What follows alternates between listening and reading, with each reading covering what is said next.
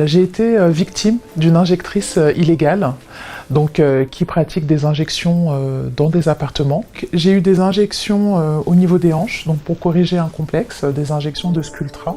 Il s'avère que très vite j'ai eu des complications.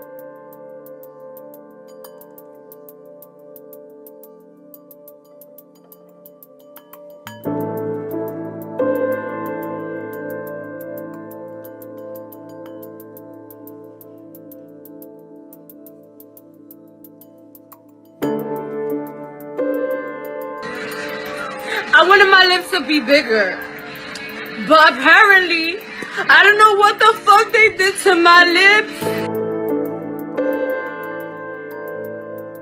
Ici, un patient avec une nécrose de la lèvre, c'est la lèvre qui a gangréné, c'est une partie de la lèvre qui va être amputée.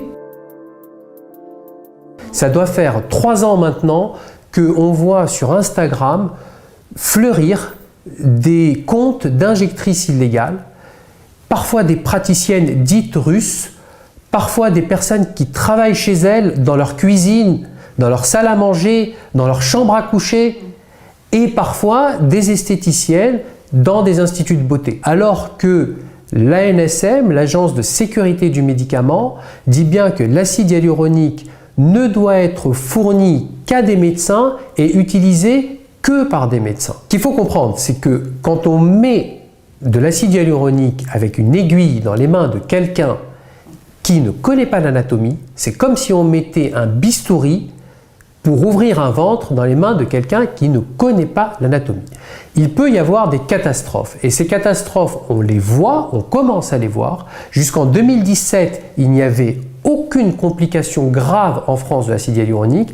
On commence à les voir, on les voit arriver dans les cabinets de chirurgie esthétique et de médecine esthétique, et on commence à les voir à l'hôpital. C'est une dame qui se prétend médecin, qui m'a, je dirais, trompé avec de faux diplômes. Je l'ai trouvée via Instagram, et ce qui s'est passé, c'est que je m'y suis rendue pour corriger un complexe. Donc j'ai eu des injections de Sculptra au niveau des hanches, et il s'avère que très vite j'ai eu des complications médicales. J'ai eu l'apparition de boules sur les hanches, donc des boules qui se sont infectées quand j'ai pris contact avec cette personne. Elle a prétendu que c'était des granulomes. Donc c'est vrai que moi je ne connaissais pas forcément, donc je l'ai cru. Il s'avère que non, il s'agissait d'abcès qui se sont infectés.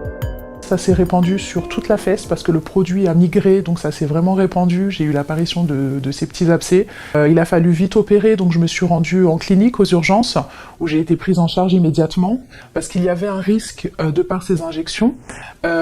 Si vous voulez que l'infection se répande dans le sang, et là c'est une septicémie, c'est beaucoup plus grave. Inciser ces abcès, c'est une opération très douloureuse qui se fait sans anesthésie. C'est assez traumatisant.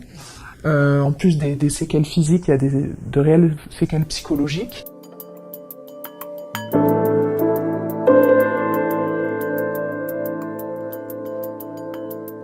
Le syndicat national de chirurgie plastique a décidé de s'associer aux plaintes des victimes. Il a décidé également de porter plainte directement quand il avait connaissance d'activités illégales.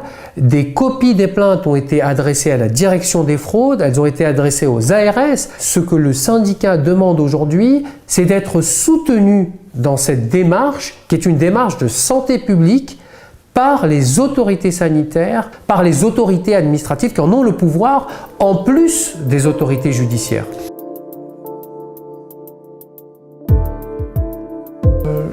Aujourd'hui, il y a un sentiment de honte de s'être fait duper, d'en être arrivé là, d'avoir eu autant de complications médicales. Clairement, je me sens meurtrie parce que ce corps, il est mutilé.